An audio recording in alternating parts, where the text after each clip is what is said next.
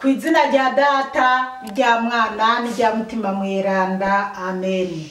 Bana b'Imana dusangiye ukwemera muri Yezu Kristu, ndabaramukije mu izina rya Yezu Kristu nitugire Kristu. Turasabikanye ijambo ry'Imana riri muri Bibiliya mu gitabo c'amazaburi. Tugeze ku izaburi y'102. Duhera ku karongo ka mbere kugeza ku k'icenda. Ijambo ry'umutwe riravuga ngo igisabisho cyo mu marushwa. Igisabisho c'umurushwa ageze kure akaja gutakambira imbere y'umukama. Mukama umviriza igisabisho canje, akamo kanje kagushikire. Ntumishe amaso yawe igihe ndi mu marushwa, urantega ugutwi umunsi nakwambaje. Uheze unyishure n'ingoga, nkako ubuzima bwanje bwatumutse nk'umwotsi, amagufa yanje nayo yahiye nkikigira. Umutima wanje urarabiranye nk'ivyatsi, sigaye nibagira no kurya umukate wanje. Kubera umuyigo w'iminiho yanje, uruhu rwanje rwumiye ku magufa. Sigaye nsa n'igisamfu co mw'ishamba, sigaye meze nk'igihuna co mu bugaragwa. Ndaterama nkamera nk'inyoni yirebanga kw'isunzu ry'inzu. Abasi banje birigwa barantuka, rikarinda rirenga. Ibisare byarahiye ko bishaka kundwanya. Bene wacu muri Yezu Kristu, iri ni ijambo ry'Imana, dushimiye Imana. Abana b'Imana tugeze ku izaburi y'102. Ijambo ry'umutwe tuzirikana riravuga ngo igisabisho cyo mu marushwa. Igisabisho cyo mu marushwa, igisabisho umuntu akwiye kuvuga iyo afise ingorane, iyo ageze mu bikomeye. Akarongo ka mbere rero karavuga ngo igisabisho c'umurushwa ageze kure akaja gutakambira imbere y'umukama. Ngo igisabisho c'umurushwa ageze kure ngo akaja gutakambira umukama. Igisabisho c'umurushwa ageze kure hanyuma akaza gutakambira umukama.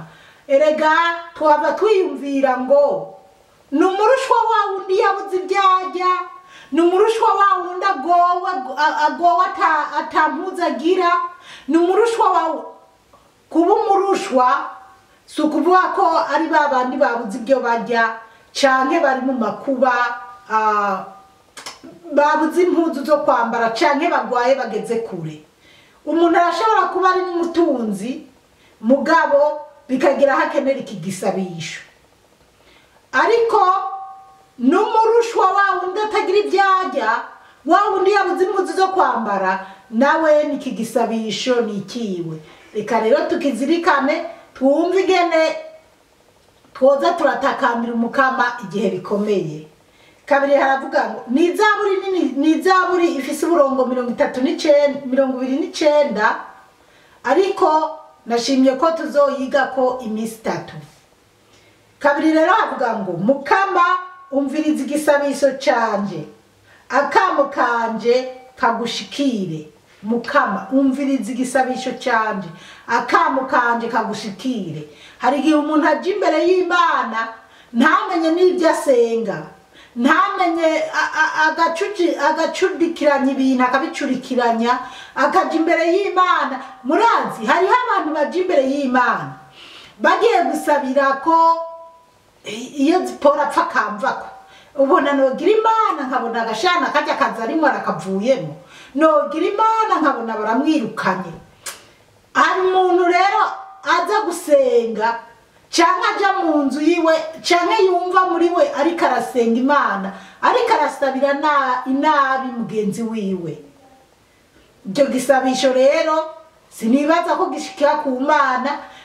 Birashoboka ukaza gusaba ko umuntu apfa, ko umuntu bamwirukana mu kazi canke bamukura mu itongo canke bamutoteza mu buryo butandukanye bikanakunda, wowe ukaba wakwibaza ngo ntabwo ari Imana igira bijya bintu byo kubona ngo Imana yoma ngo nkabona baramwirukanye muri kajya kazi ngo ngubona rijya tongo bori mukuramo ukabona birakoretse.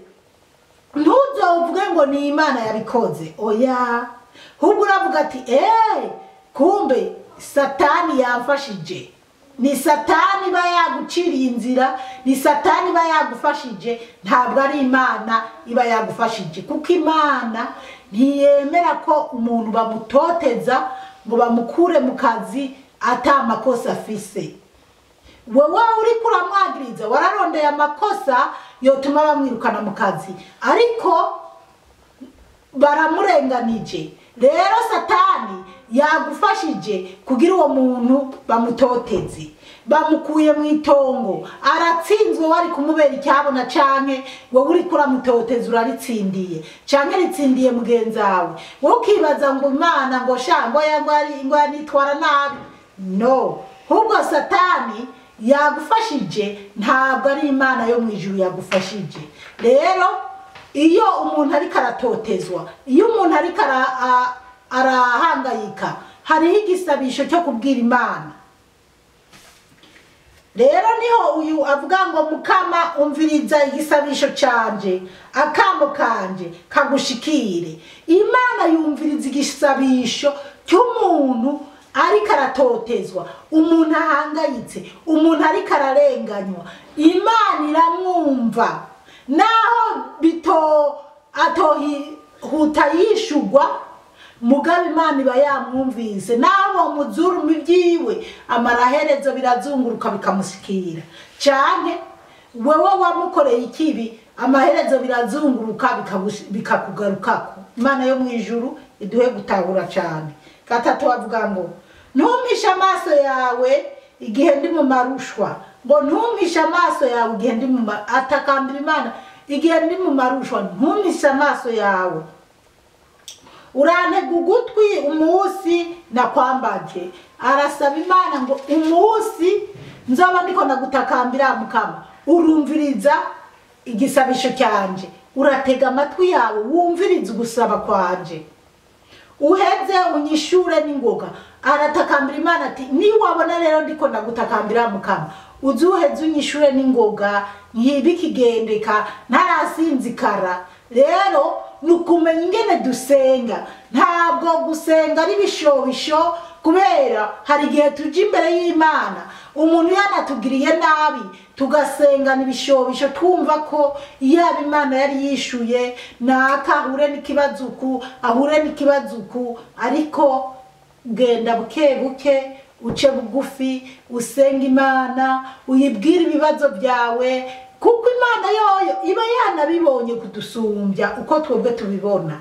Ariko wiyugaranire mu nzu yawe, cyangwa uje ahantu hitotangwe, naho woja ku musozi, cyangwa ukaja mu rusengero, cyangwa ukaja mu nzu yawe, wowe ukire kumva ko utari ahantu bagusakuriza, witonde uganirire Imana ibibazo byawe.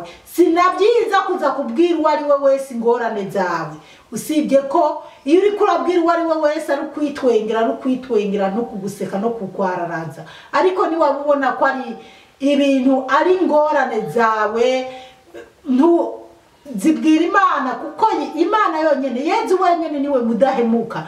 Bwira Imana yawe ibibazo byawe.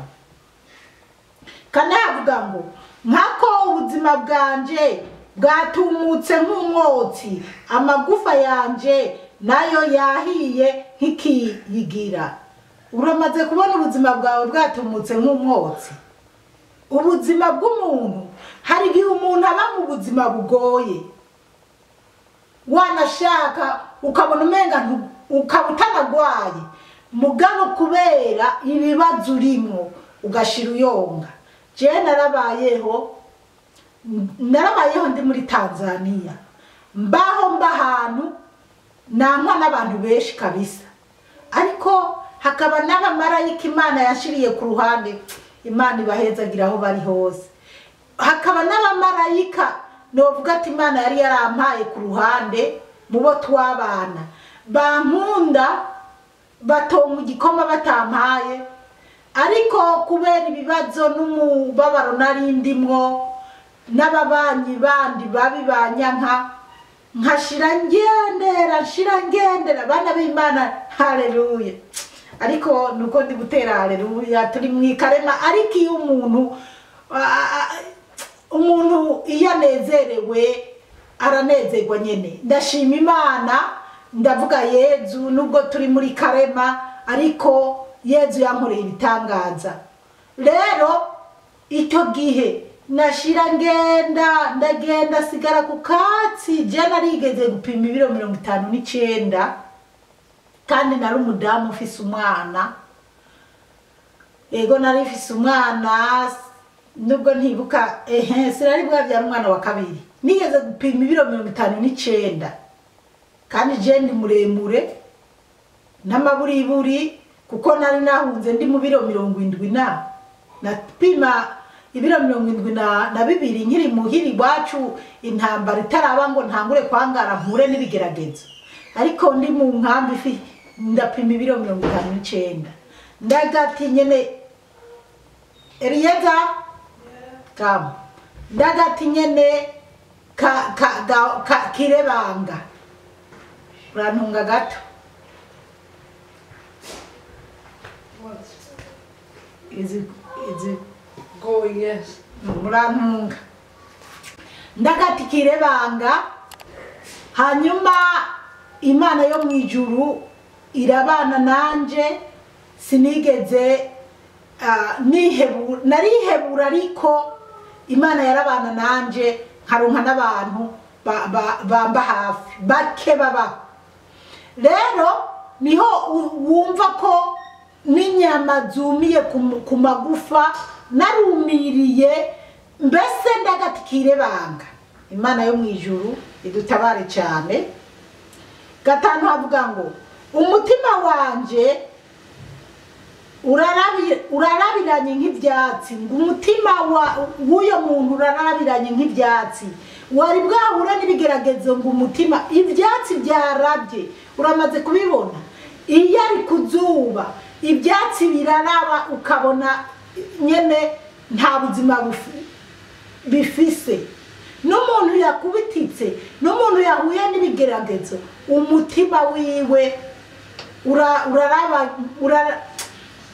urabura amahoro mbese ni nko kubura amahoro jewe aho nyene muri Tanzania nigeze kubaho kwa muganga rimwe bakantora ko ngwaye umutima ikindi gihe bakambwira ati nta mutima ugwaye kubera ibibazo bana b'Imana narabaye mu bibazo mba muri Tanzania nshuti yanje ukaba wihebuye ukaba warabuze ibyujya ukaba warabuze impuzu zo kwambara ukaba uburi byugaburira abana canka amahera y'ishure y'abana ja ku mavi komeza urangamize mu ijuru wizere Yezu Kristo Yezu azoguhindurira ubuzima azokugirira neza nkuko nanje yangiriye neza jewe narigeze kubaho nama ndiko ndarira nkaja mu nzu nkarira nkibaza nkavuga none koko Imana kuki Imana yemeje ko mpura n'ibigeragezo nk'ibi mu bana 11 twavukana nari navukiye mu muryango umeze neza bene wacu n'ababyeyi bibereye mu muji Ngozi banezerewe bagira icyo bashaka mugabo jewe ndiko ndakubitikira muri Tanzania abantu baza ngo bagende kunyica Imana igakinga rero niba bawihebuye wumve ko atana Imana itogukura cyangwa idakuru warusha turabandanya nsigaye nibagira no kujya umukate wanje uyu muntu aravuga ngo asigaye yibagira no kujya umukate wiwe umva ndababwire aho nyine ndi muri Tanzania akoma karorero je nitanga ko kuvyambayeko ndazi nawe ufise ntayo biruti yiwanje canke urazi ubundi muntu mubana canke umugenzi wawe ahangayitse ushobora kuremesha hanyuma akarema akamenya ati buriya Imana yo mu ijuru iri kumwe nanje. Rero ngo biramunanira no kurya umukate wiwe. Nimwumve ngo nari mbayeho mu nkambi mpangayitse cyane, ariko sinarimbuza ibyo kurya kuko umukama yarangirira ibishoboka byose, nkatega ibyo kurya byinshi kuri stoke. Muri make nari ifise ikadi irenga kw'abantu, yari jewe n'umwana wanje umwe, nkaba mfise ikade nategera abantu 9, abantu 9, 11, nategera abantu 11, je n'umwana wanje tukabijya turi abantu babiri. Kandi nari nubwo byari bimeze gutyo, nari ifise umugisha ku buryo abantu bavuye mu bihugu bitandukanye, baba mama n'ibyatuma bimwe hari ibyatuma abantu banyanka, nuko babona ko ndi umuntu hariho abantu baza gukora muri haseri bakankunda. Rero sinabura ibyo kurya. Urumva rero aha aravuga ngo sigaye nibagira no kurya umukate wanje. Nanje naribagira no kurya umukate wanje kubera ibibazo, kubera amarushwa, kubera intuntu, kubera umubabaro. Ushima Imana twaravuye mu nkambi y'ahantu hitwa Gitare, tuja batwimurira mu nkambi y'ahantu hitwa Gitare. Ariko kubw'ubuntu bw'Imana, Imana yabona ko kumbure ntushobora kwiyubakira inzu nziza canke nyene yo kubamwo, kuko umugabo yafata nabi, yaranantaye mu nzu nibirebire. Abakurikirana intahe yanje ndibaza bamwe murazi intahe yanje. Rero ntomboza inzu nziza, uruzu runini rw'Abanyarwanda bari baravuyemo, ari ugushira ku shitingi. Rero hakabamwo inzu 2, gatoya k'ishitingi imwe na runini rwashaka amashitingi 2 n'igice. Sakariyo ntoya y'amatafari nziza y'ishitingi imwe, aba ariyo mbamwe n'umwana wanje. Ariko amarira n'umubabaro n'ibibazo nkama ndiko ndarira, nihenze nkaja ku isoko nkagurira ibenye cyangwa umukate umwana wanje, akihenda akaza kurira ahabona kandi yarakundana, yaraha abandi bantu. Mugabo ukumva abantu kwibarabara bariko baranshiha Mana. Ariko nshuti yanje ndiko ndakubwira ibi kugira uzuremesha ubuzi afise ingorane nk'izo, ukananirwa no kujya, waba uri kurajya ukajya uri kurarira. Hari igihe naba nibereye mu nzu, umugabo yarantaye mu nzu ndiko ndajya n'umwana nk'umugabo akaza, kandi uko ariko umugabo ahari hose yumva amahoro ko twababariraniye, kandi yarafise uwundi mugore ni na jenali gusa nibirebire. N'uyo mudamu yumve ko aho ari naho ndi, twe nawe turamahoro imbere y'Imana, twarasabanye imbabazi. Ni nabyiza ko musabana imbabazi n'uwo mwagiriraniye nabi mukiriho. Twarasabanye imbabazi, turamahoro, turakundana. Rero ariko hari ibyo batari bafise mu ruhara, mugabo abo tubana, bamwe mu bo tubana bakanyanka gusa, ari kubera Satani bakoresha ngo banyana. Mugabo Imana yo mu ijuru ikandinda ko Satani akora ku mutima wanje, akora ku buzima bwanje ngo mpfe. Mera nka kumwe kwa Yobu, ko narigeze kubaho fisi ibigeragezo.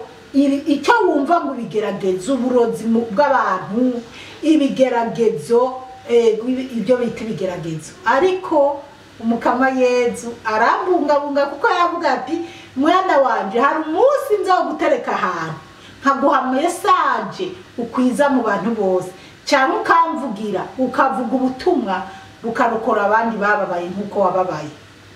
Turabandanya 6. Kubera umuyigo w'iminiho yanje, uruhu rwanje gumiye ku magufa. Urumva ko kubera gahinda n'umubabaro n'imibabaro yamamwo, ngo uruhu gumiye ku magufa. Uzobona rero abantu rumiriye atacyo babuze, umenye ko ari agahinda n'imibabaro y'ibibazo barimo. Indwi, nsigaye nsa n'igisamfu cyo mu ishamba, nsigaye meze nk'igihuna cyo mu bugaragwa. Ngo asigaye ameze nk'igihuna cyo mu bugaragwa. Igihuna cyo mu bugaragwa, mu bugaragwa nta mazi ahari, urumva ko icyo gihuna kiranyoterwa. Mu bugaragwa nta biti bihari ngo icyo gihuna kigende kinyegezemo, kiba gifise ibibazo. Igihuna kiri mu bitoke, kiripfuka imitoto y'ibitoke, kirigira ibintu nk'ibyo. Rero urumva ari mu ngorane uwo muntu. Nk'uko hariho benshi nzi ko bari mu ngorane nk'iz'uyu muntu, canke nk'uko jewe mwumva ndiko ndababwira nababwiye, nanje haragezeho umubiri wuma hasigara ngendera ku magufa. Bana b'Imana, Imana yo mwijuru iguhe gukomera igihe wahuye n'ibibazo, cyangwa izoguhe gukomeza abandi, kuko hari abo duhura nk'abakomeza kandi bakaguma. Haleluya, amen. Ndaterama nkamera nk'inyoni. Ngo araterama akamera nk'inyoni, yirebanga ku isunzu ry'inzu. Ngo araterama akamera nk'inyoni yirebanga ku isunzu ry'inzu. Inyoni hari igihe iterama yirebanga ku isunzu ry'inzu, yibaza aho iri bukura ubumera bwo kurya canke aho ikura ibyo kurya. Ikaguma iteramye yirebanga irindiriye aho yokura ikintu cyo kurya. Rero n'uyu niko yumva ko yaramerewe, niko n'abantu benshi cyane mw'iyi si bamerewe. Bana b'Imana, muri Samariya abantu benshi baguma bahungira muri Kenya mu makambi y'impunzi. Kubera iki? Kubera inzara. Hari n'ibindi bihugu ntashobora kubroka mu mutwe, biri abantu bariko barapfa kubera inzara. Hari n'ibindi byimirije kuba mu bihugu bitandukanye bibi kubera inzara. Rero tuze turasenga, tuze turasaba Imana kugira Imana itube hafi. Mw'isi hari ibigeragezo byinshi, hari ingorane nyinshi. Uzozibamo neza ari uko usenga Imana, ari uko wizigiye Imana, kugira ngo ibigeragezo byo mw'isi bizoze birakurengana.